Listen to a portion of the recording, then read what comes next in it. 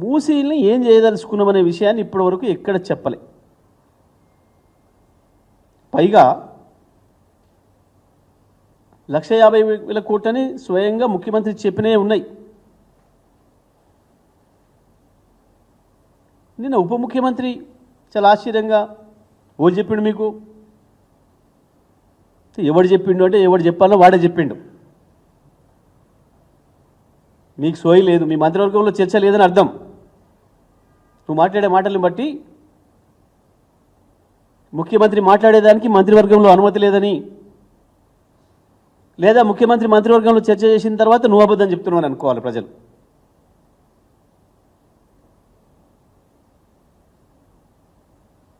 ఏది వాస్తవం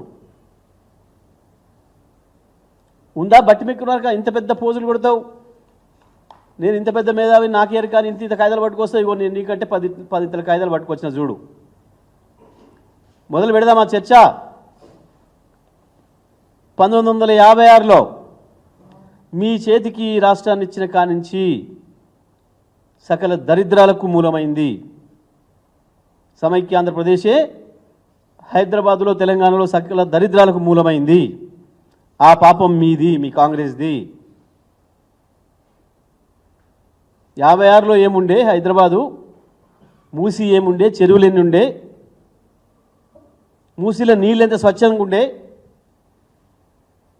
2014 నాటికి మూసీ నీళ్ళ పరిస్థితి ఏంది? హైదరాబాద్ చెరువుల పరిస్థితి ఏంది? మొత్తమైపోయిన చెరువులెన్ని? ఆక్రమించబడ్డ చెరువులెన్ని?